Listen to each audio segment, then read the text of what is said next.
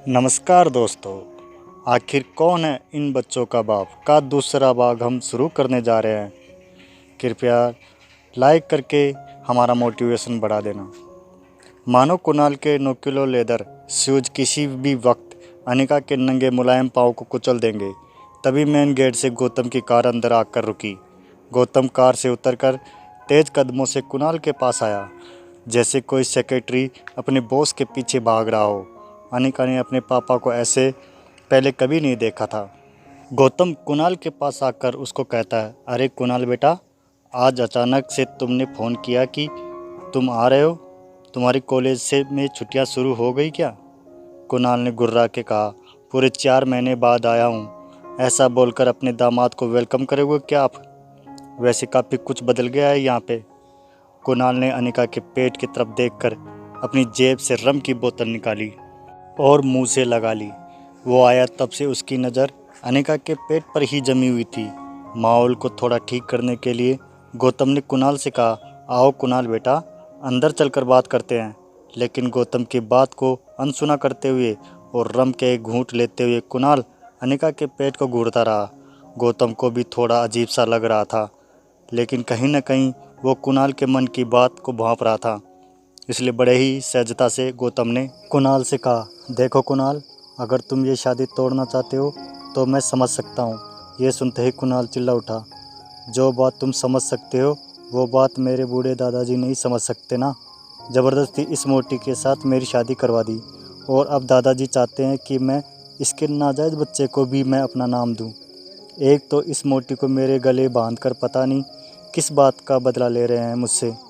और फिर अनिका की ओर देखते हुए कुणाल ने कहा, एक तो इसे देखते हुए मुझे ऐसा लगता है जैसे मुझे किसी ऐसे गुनाह की सज़ा दी जा रही है जो मैंने किया ही न हो। शादी के मंडप से तुरंत इसीलिए भागा था मैं, ताकि मुझे इसके साथ एक पल भी न रहना पड़े। बोलते बोलते कुणाल की सांसें फूलने लगी थी, जैसे कि वो महीनों से अपने अंदर दबी हुई भड़ास निकाल रहा हो। अनिका और गौतम दोनों ही कुणाल की बात सुनकर ऐसा महसूस कर रहे थे जैसे अभी के अभी ये धरती फट जाए और दोनों बाप बेटी उसके अंदर समा जाएं। कुणाल का आक्रोश अपनी चरम सीमा पर था। अब भी कोई कसर बाकी रह गई हो वैसे उसने अनिका की तरफ इशारा करते हुए आगे कहा, देखो इस बेशरम लड़की को शादी के फेरे लेते वक्त पेट में किसी और का बच्चा लिए घूम रही थी, और इतना होने के बाद भी आज मेरे सामने ऐसे बेशरमों की तरह खड़ी है। क्या लगा तुझे कि मैं तेरे इस बच्चे को मेरा नाम दे दूंगा?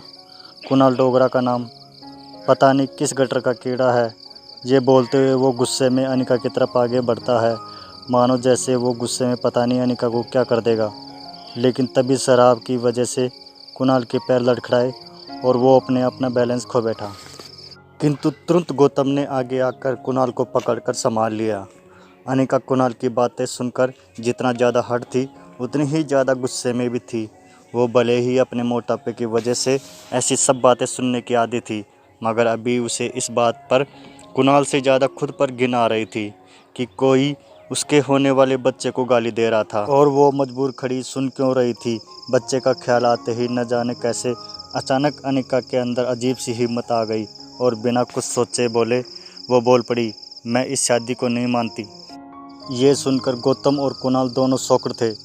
कुणाल सोच रहा था कि कल की आई हुई फिद्दी सी लड़की में इतनी हिम्मत कहाँ से आ गई कि वो मेरे यानी कुणाल डोगरा के सामने ऐसे बोले।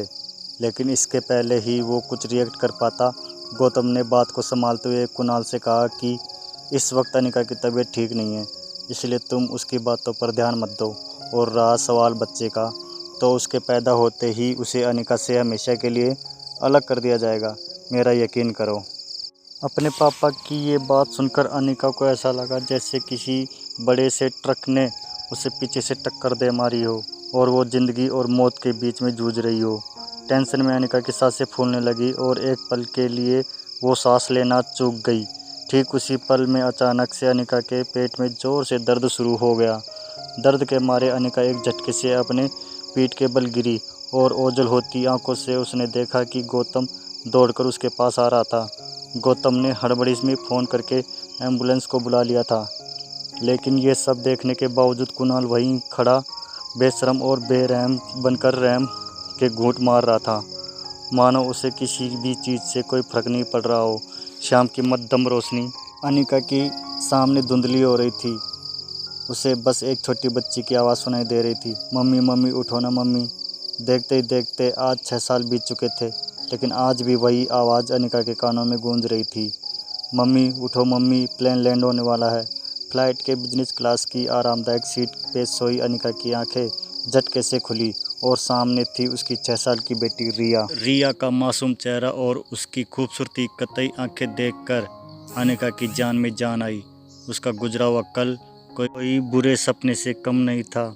आज अनिका अपनी बेटी रिया के साथ बेंगलुरु से मनाली 6 साल बाद लौट रही थी। रिया ने अपना गेमिंग टैबलेट माँ के पर्स में रखते हुए बड़े प्यार से अनिका से पूछा, मॉम क्या हम डैड को ढूंढने मनाली जा रहे हैं? लेकिन अनिका ने बड़े ही सरल तरीके से उसे समझाया कि मैंने तुम्हें कितनी बार कहा है, तुम्हारे कोई डैड नहीं है।